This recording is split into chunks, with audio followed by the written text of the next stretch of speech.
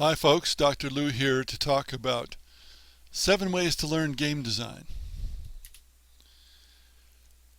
First of all, keep in mind that it's not game production, it's game design that I'm talking about. Game design isn't about programming or art or sound or many other things that are required to make the software for a video game. Game design is about specifying how the game works and how it plays, which really needs to be enjoyable for the players in your target market. Video games are software, but nothing in game design requires software. And I've talked about this in other screencasts. Here are the preliminary considerations. You won't be good at it when you start out. That's true for most anything complicated that you do. Think about it. Even big games that you play, you're not very good to start with. You get much better at it as you go along, through practice, through doing it. If you think game design is simple, you've got a big problem to overcome. Moreover, what makes you a good game player isn't what makes you a good game designer. So forget about your gaming prowess. It doesn't matter. And finally, game design is not about getting ideas, it's about execution. Everybody has ideas. What's important is what you do, what kind of game you make. So, a list of 7 ways to learn game design. But this is not an exclusive list. You can do several of these at once. You could do all of them at once, although that would be a little bit rash perhaps. But don't think of it as you're doing it just one way. So I'm going to go through the 7. You can start with tabletop design. There are lots of reasons. I'm going to mention a few. I have talked about this at greater length in my Learning Game Design course. You don't need programming skills to make tabletop games, whereas you do need those skills to make video games. And because the ultimate goal of game designers is to make complete games, you've got to make a complete game. If you're working with video games, then you've got additional things you have to learn to do.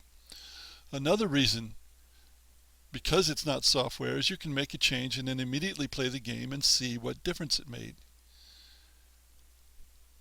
Another reason is you can't hide behind the computer.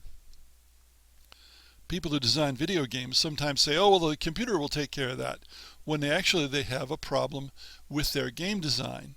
And they find out ultimately that the computer can't take care of that, but by then it may be too late to change it. Or you can start with Gamemaker Studio. This was a program originally created to help people learn game programming on PCs, but it's so good that some commercial games have been made using the engine. Not AAA games, but commercial games that have done fairly well. There's a free version as well as a pro version. And all you need to remember is Yo-Yo Games, Y-O-Y-O, and you can find it online. Or just look up Gamemaker. It has a drag and drop interface, so no coding is required, but it has coding built in if you want to learn coding. And there are excellent tutorial books available, so you can use those to help you learn. And of course there's a really big community at Yo-Yo Games. Or you can start with Unity and Playmaker. This is a favorite combination of university instructors. Unity is a professional, but for learners inexpensive, really free, development system.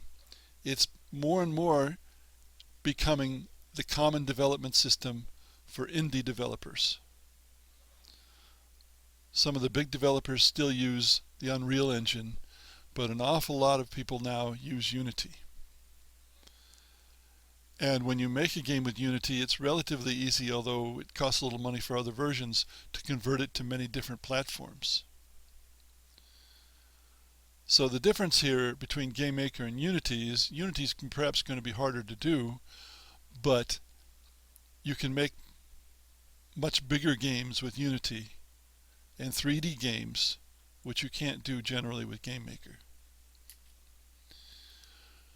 Another thing you can do is called modding, making small modifications to existing games. Of course, modding is the more complicated part, Or you can just use a level editor that's included with the game and make levels for the game. It's a way to learn. It won't make entire games, but it gets you part of the way.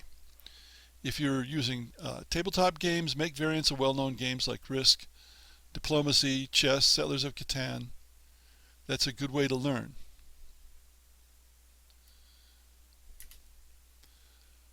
You have to read a lot. If you're a person who's decided that you're not going to read, you're in trouble. There are a lot of things that are on video, just like this, but there's still a great many things that are only in text. Books, magazines, blogs. And you've got to listen, videos, podcasts. You need to read about how the world works, about good history, good economics, good literature. Game designers need to be well-rounded people generally. You need to challenge yourself in your reading.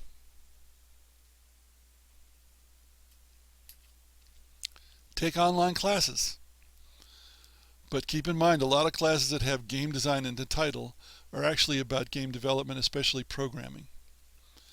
In fact, aside from my own online classes, there are one or two massively online open classes that don't cost anything and very little else. So of course I recommend my own classes. Now, there are universities that have online classes, but those cost the earth. And you still risk being in a situation where the person who made the class really doesn't know much about game design. And the most extensive thing and the most risky thing you can do is take a degree in games or game design.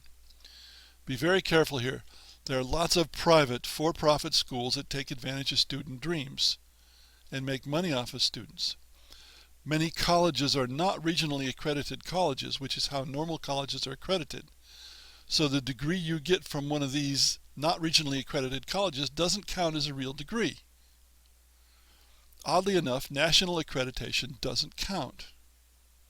There are 5 regional accreditation bodies, and that's what counts. Many of the game degrees you take at these institutions, even if they're called game design, and often they are because it's a sexy term, teach almost no game design, or the instructors have almost no clue. This is often because the degree originated as a way to provide students for programming instructors who otherwise were running out of students because people weren't going into programming. Even the state-supported schools can be very expensive. The exception is community colleges. If you can find a community college where you are or willing to move that offers a really good game degree course, that's where you want to be, at least for the first 2 years before you go on to university. In the end, you have to complete games. There's no substitute for completing games. Nobody cares about half-completed, or I say half-baked games. At least no one who counts in game development. You have to show you can do it if you want to be hired. Intention doesn't count for much. It's action that counts. If you're going to be a freelancer, you have to submit a complete game to a publisher, not something partly finished. If you're going to self-publish, you have to have a completely finished game, not something that's partly finished. You must complete games. And the biggest mistake that so many beginners make is they work on a game for a while and then they get distracted and they work on another game and they never complete any of them. Bad idea. Now, as I've said, I discuss this topic at much greater length in some of my online classes, and you can get more information. You can get discount URLs at pulsivergames.com.